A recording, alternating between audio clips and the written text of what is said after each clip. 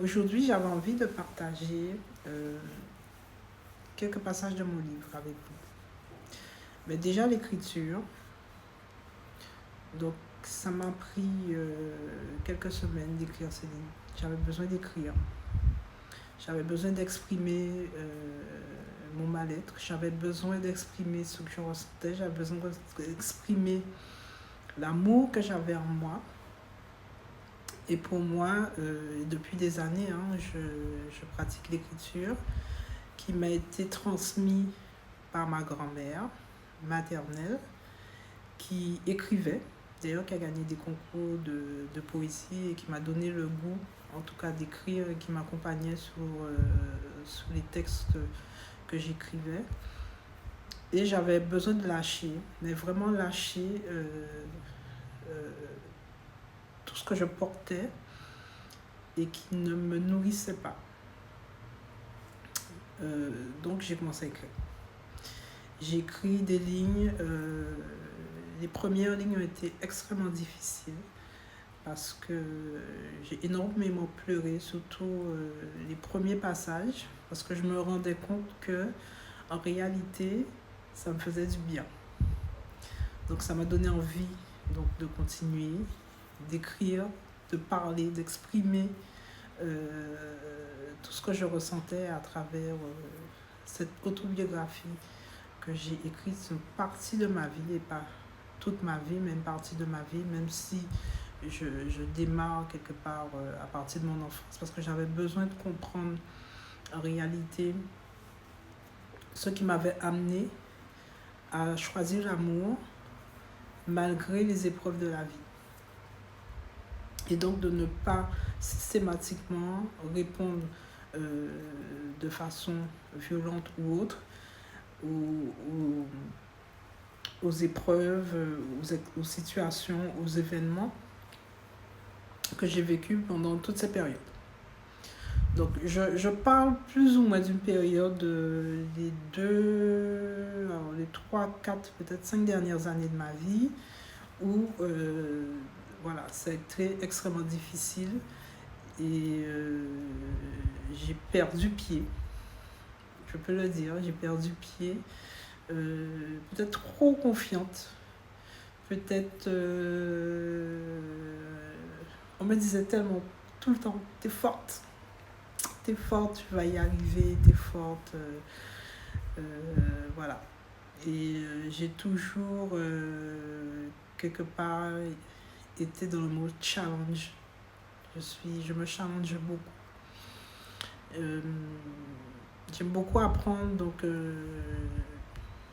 voilà, j'ai besoin en fait de nourriture, d'être stimulée intellectuellement ou autre. Donc du coup, je me suis sentie forte. Mais je ne l'ai pas été jusqu'à ce que mon corps, j'ai pu voir en fait les dégâts que ça a créé sur mon corps, dans la tête, puisque j'ai été accompagnée. Les maladies qui se sont déclenchées et qui sont juste l'expression, je dirais, de mon mal-être. Et en fonction des maladies, je sais aujourd'hui que telle ou telle pathologie que j'ai eue, puisque aujourd'hui je vais bien, ces pathologies en fait sont l'expression de mon corps, de mon mal-être et de certaines choses bien précises. Donc, je vous invite vraiment à lire le livre. Je pense que c'est au-delà du fait que ça soit une autobiographie, c'est vraiment, je dirais, une introspection. C'est vraiment l'idée de pouvoir peut-être trouver des similitudes dans ce que j'ai vécu et de voir l'accompagnement que je propose donc, tout au long du livre, parce que je ne raconte pas que mon histoire. Et, franchement, je n'ai pas du dérèglement de compte non plus, parce que j'ai parlé de situations bien précises que j'ai vécues. Mais je reste quelqu'un de consciente et je prends ma part de responsabilité, surtout dans tout ce que j'ai vécu. Peut-être ne pas avoir eu les bonnes réactions, les bons comportements. Cependant, je ne regrette absolument rien.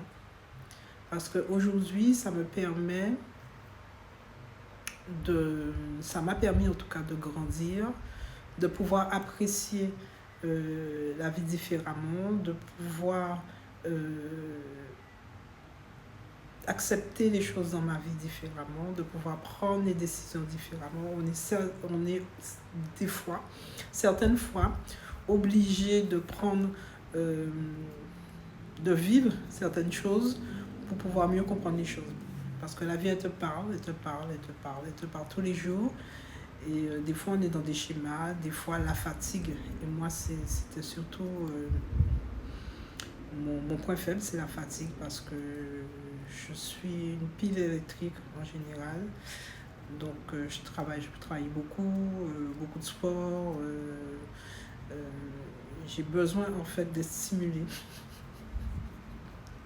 J'ai besoin d'être stimulée en permanence pour pouvoir nourrir, en tout cas, ma personnalité à moi. Aujourd'hui, je suis toujours autant stimulée, mais je le fais différemment, en prenant davantage soin de moi, de mon esprit, de mon corps. J'y travaille. Je ne suis pas parfaite. Personne n'est parfait. Et j'accepte aujourd'hui les erreurs, ma responsabilité dans certaines situations. Et je suis vraiment heureuse aujourd'hui. Et j'avoue que, comment dire,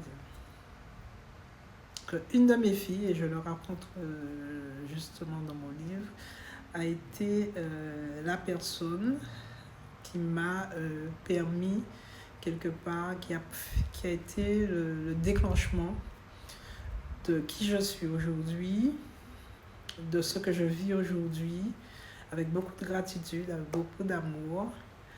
Et voilà, franchement, je vous invite. Je crois que certaines fois, on est dans un quotidien qui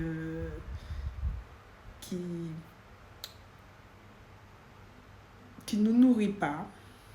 On fait les mêmes choses tous les jours en pensant qu'on a la